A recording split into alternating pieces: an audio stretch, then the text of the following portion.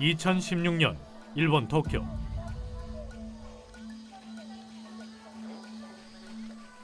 행사장 각 부스에서 아시아 문화 교류에 대한 홍보가 한창이다. 일본을 중심으로 아시아 각국이 우호 연대를 갖자는 취지다.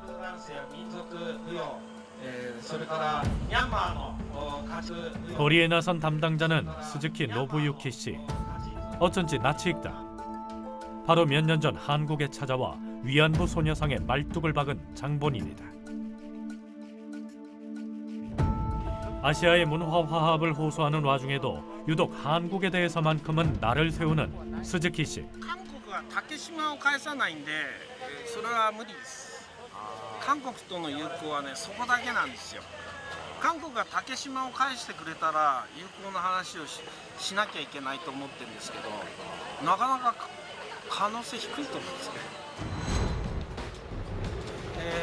早くこのような十分慰安婦像、日本大使館の目の前にありますから、こんなものは撤去すべき。日本政府も黙っていてはなりません。そして竹島を取り返す、そういう活動をしたいと思います。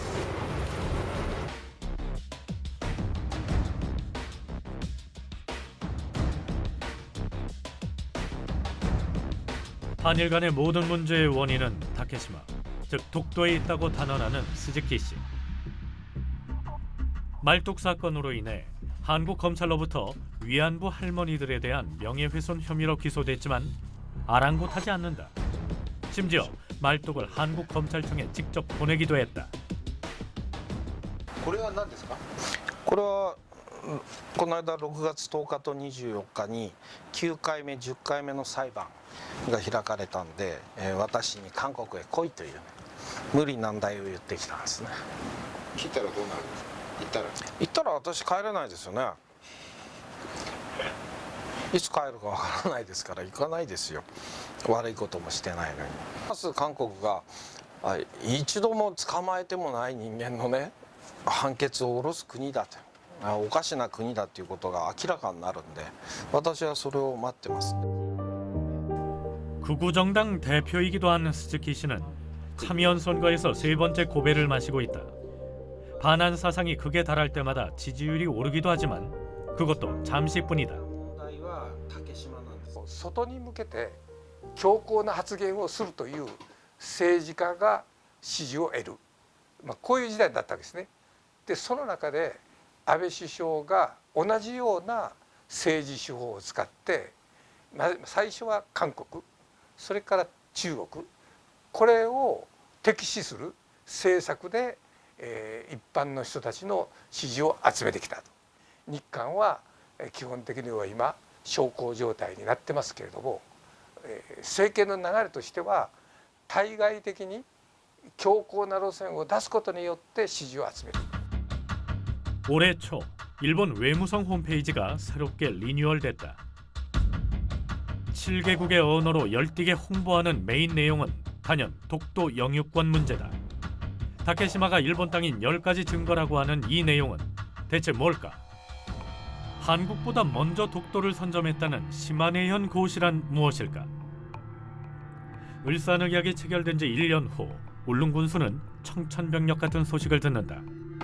울릉도를 방문한 시마네현 관리로부터 독도가 일본 땅으로 편입됐다는 사실을 전해 들은 것이다. 러일 전쟁 중이던 1905년 2월, 일본은 지방정부 자체 가기 결정을 통해 시마네현 고시를 선포했다. 대한제국의 사실을 알린 건 을사늑약으로 외교권을 박탈한 이후였다. 단 하나의 상의도 없이 말이다. 하지만 시마네현 고시 5년 전 이미 대한제국은 칙령을 통해 독도 영유권을 확실히 했다. 중앙정부의 고시인 대한제국 칙령에 비해 시마네현 고시는 일개 지방관청의 회람일 뿐이었다. 그리고 일본이 가장 적극적으로 내세우는 주장이 바로 샌프란시스코 조약이다. 1951년 일본과 연합군은 세계 2차 대전 종식이라는 명목하에 평화조약을 맺는다. 당시 한국은 전쟁 상황이었고 일본의 식민지 지배하에 있었다는 이유로 초대조차 받지 못했다. 그 사이 영토 영역이 다음과 같이 정리된다.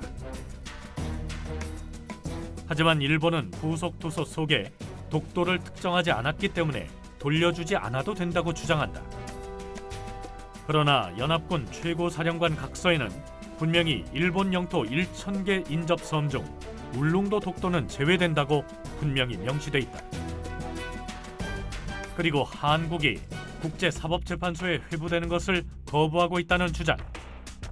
고래로 우리나라 땅이고 우리가 주인인 땅에서 그걸 가지고 내가 소유권을 갖다가 인정해 달라라고 해서 국제사법재판소에 가져갈 일이 없다라는 겁니다. 그래서 한국과 일본뿐 아니라 유럽 서양 지도에도 등장하는 조선 땅 독도. 그리고 역사적 사실에 근거한 문서들이 엄연히 존재하는데도 불구하고 일본은 여전히 독도 영유권 주장을 굽히지 않고 있다.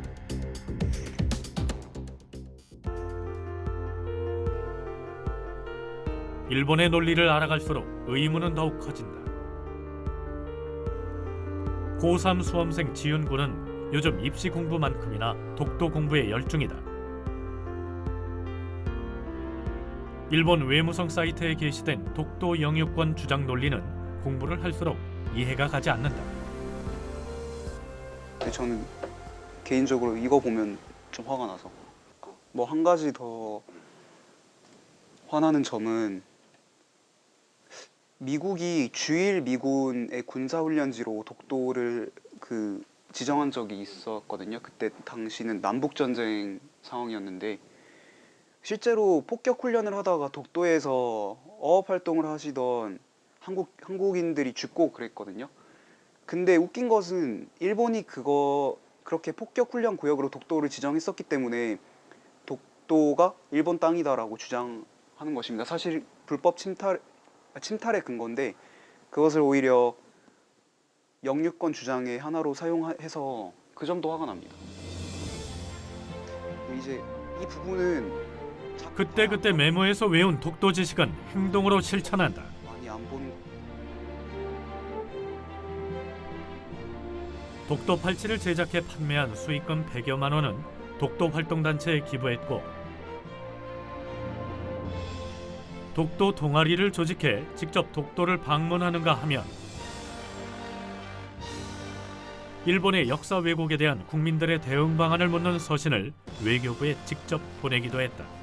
일본이 독도를 자신의 땅이라고 주장하는 이유를 외무성 그렇게 소화한 지식은 직접 판넬로 만들어 시민들에게 홍보한다. 일본이 이토록 치밀하게 왜곡된 주장을 펼치고 있는지 지훈군 자신도 미처 몰랐기 때문이었다.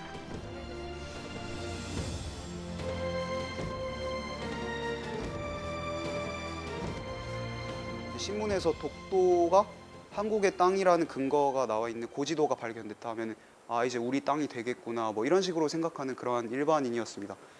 그런데 알고 보니까 뭐 인터넷에서 20-30분 보면 해결될 그런 간단한 문제가 아니라는 것이었습니다. 근데 실제로 제가 독도에 관해서 제대로 된 공부를 하기 전에 사람들한테 왜 독도가 한국의 땅인지 물어봤을 때 제대로 대답을 할 수 있는 사람은 그렇게 많지 않았습니다. 그래서 그러한 점에서 어느 정도 그 행동으로 실행을 하고 싶었고 우리는 대한민국 국민으로서 독도에 대해 얼마나 알고 있을까? 영토문화관 독도는 그 물음에 답하기 위해 만들어졌다. 박물관 대신 문화관이란 이름을 붙인 데에는 독도가 우리 삶의 영역이었다는 것을 강조하고 싶어서였다. 영토 문화관, 컬처 뮤지엄이거나 컬처는 우리 삶이잖아, 라이프거든요. 그건 뭐냐면은 우리에게 살아가는 그 삶 자체가 이게 역사라는 것이죠. 영토문화관 독도. 이곳은 안재영 관장이 30여 년간 발로 뛰어 모아온 자료를 정리해 놓은 곳이다. 누구든 이곳에 오면 독도의 진실과 마주할 수 있게 도와주는 것도 그의 몫이다. 대한민국 경상북도 울릉군 울릉읍 독도리. 독도를 이루고 있는 89개의 바위 하나하나마다 우리의 영토를 지켜내기 위해 고군분투했던 조상들의 숨결과 역사가 담겨 있다. 그리고 우리는 끊임없이 그것을 증명해왔다. 1988년 뗏목 하나에 의지해 울릉도에서 독도까지 74시간의 항해를 재현해냈던 고 장철수 대장도 그랬다. 우리 한반도 동해안이라든가 이 전라도 남해안 경상도 이쪽에서 울릉도 오기는 쉽고 울릉도 독도 오기는 쉽지만 일본에서 여기 오기는 해류라든가 조류창에서 오기 어렵다는 것이죠. 그래서 아무 동력이 없는 그야말로 원시적인 방법으로 다시 그걸 재현한 겁니다. 그냥 어떤 객기로 한 게 아니고. 한반도 동쪽 끝에서 대한민국의 아침을 열어주는 독도. 척박한 돌섬이 온전한 영토로 인정되기 위해서는 몇 가지 조건이 있었다. 해양법에 의하면 사람이 거주할 수 있고 독자적인 경제 생활이 가능해야 한다. 한국엔 일찍이 독도를 단순한 돌섬이 아닌 영토임을 증명한 이가 있었다. 독도 최초 주민 고 최종덕 씨다. 그는 주민등록을 독도로 옮긴 뒤 풍부한 해양 자원을 바탕으로 경제 활동을 영위했다. 일반인들이 알기로는 독도에는 민간인이 안 산다고 그런데 말이죠. 언제부터 여기 사셨습니까? 한 19년 돼요. 그럼 1년에 얼마 동안 여기에 사십니까? 한 10개월은요 살아요. 따님하고 이제 함께 사시는 모양인데 말이죠. 따님 다른 분들은 도유지나 이런 데 사는데 말이죠. 도유지 뭐 울릉도라든지 큰 섬에 사는데 이런 아무도 없는 데 사시니까 외롭거나 그러진 않으세요? 외로운 거는 잘 못 느끼겠는데요. 혼자 다 바닷가에 다 일하러 나가시고 나면 혼자 있을 때 조금 외로워요. 모두가 불가능하다고 생각했던 독도살이를 최종덕 씨는 현실로 증명해 보였다. 샘물을 끌어오고 손수키를 만들었으며 어로 생활에 필요한 각종 도구들도 직접 만들었다. 다른 배들이 들어올 수 있게 선착장을 짓는가 하면 전복 수정법을 개발하고 바닷속 수중 창고도 만들었다.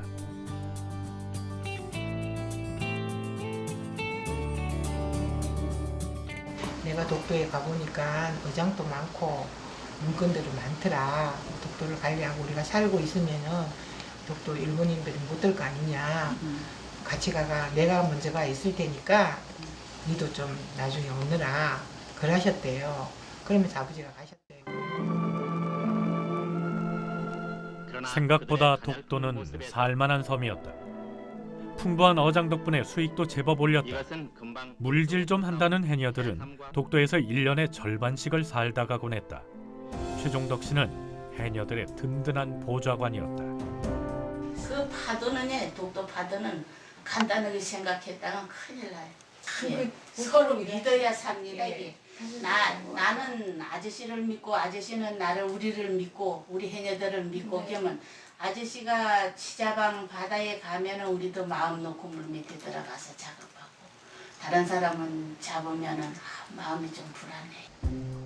수협에서. 최종덕 씨는 울릉군과 정당한 계약을 통해 어업권을 취득하기도 했다. 정식 경제 활동을 한 것이다. 공부에서고 어디서고 아저씨는 일절 돈 받은 거 없어. 돈 받은 것도 없고 돈을 갖다 쓰라 해도 아저씨는 절대 안 써.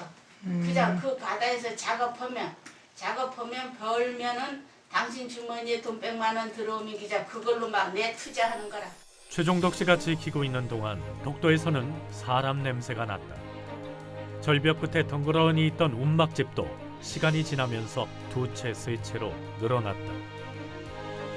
그러던 1987년 기록적인 태풍이 독도를 삼켜버리는 일이 발생했다. 23년을 꼬박 매달려 만들어 놓은 삶의 터전이 순식간에 날아가 버렸다. 엄청 신경 썼나 봐요. 왜냐하면 여기가 뭐가 있었냐면 독도에 공업사라고 하면 돼요. 그만큼 모든 기계들이 다 있어요. 거기 다 있어요. 얼마나 큰 타격을 아버지가 이틀을 말을 안 하시다가 일찍 하셨어요. 자재를 구하러 나갔던 그날 최종덕 씨는 갑작스런 뇌출혈로 쓰러졌고 다시는 돌아오지 못했다. 글쎄 여기 한번 와보면 안 와보면 여 섬에서 왜 사는 것이 와보면 그것도 그대로 또 살 수 괜찮아요. 여기 제가 생각할 때는 내가 양식해가지고 조금 후회되면 여 주민을 좀 많이 더 살면 좋겠어요. 그래 좋겠다고 생각해요. 다른 주민도 와서 살았으면 좋겠다 이거죠. 그러니 제가 이거 그거를 제가 한번 제 힘으로 마련하고 싶어요. 그에겐 꿈이 있었다.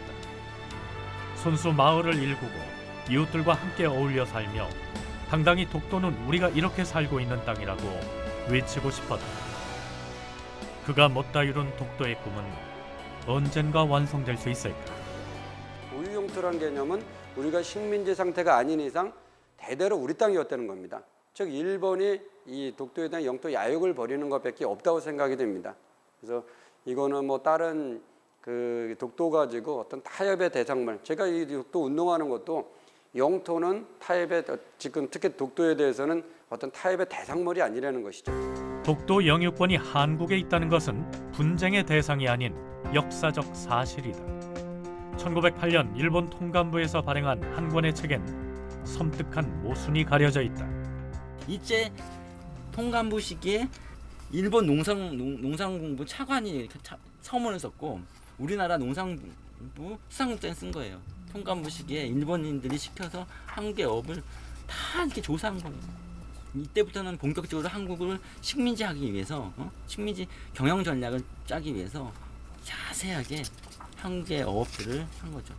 대한제국 이제 출범할 때 주요한 상소 중에 하나가요.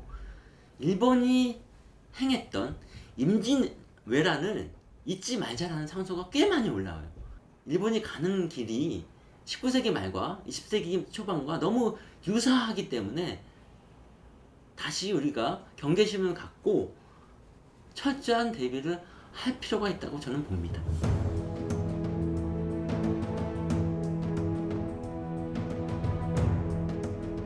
우리가 우리 땅을 주장하지 않으면 누가 우리 땅이라고 하겠어요. 근데 확실하게 입증되고 있잖아요. 그래서 그런 그것을 우리 모두가 좀 더 머릿속에 확실히 가지고 있어서 우리가 세계 어느 곳에 가서 어떤 잘못된 독도에 대한 이야기가 나올 때 이성적으로 차분하게 이야기를 해서 세계 사람들을 설득하고 그렇게 함으로써 독도를 지키는 것, 그것이 우리가 진짜 몸을 움직여서 해야 될 일이 아닌가 싶습니다. 울릉도 어느 마을에서 잔잔한 음악이 흘러나온다.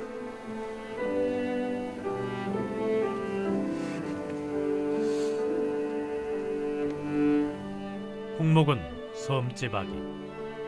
섬에 울려 퍼지는 섬지박이는 더 큰 감동을 열어주는 듯하다.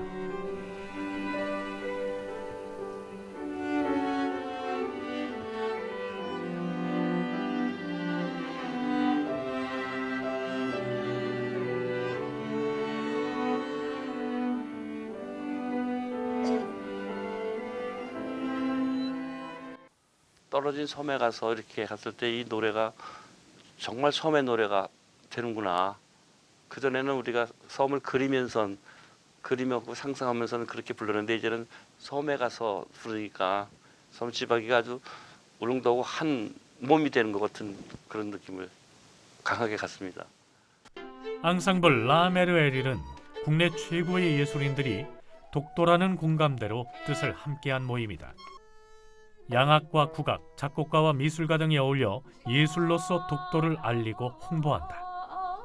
만약에 그런 독도에 대한 어떤 게 없고 그냥 이게 일반 연주 오브리라고 생각을 하면, 그러니까 저희가 어디 가서 돈 받고 그냥 하는 연주라고 하면은 좀 못할 일들이었을 거예요. 근데 그래도 그런 나라를 사랑하는 마음이 조금이라도 있으니까 조금 어렵게 이렇게 만들어낸 것 같아요, 시간을.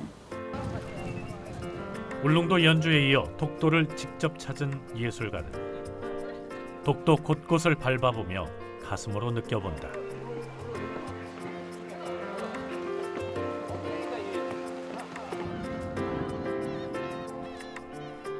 음악가는 음악가대로, 사진작가는 사진작가대로 각자의 위치에서 그려내는 독도의 그림은 어떤 것일까?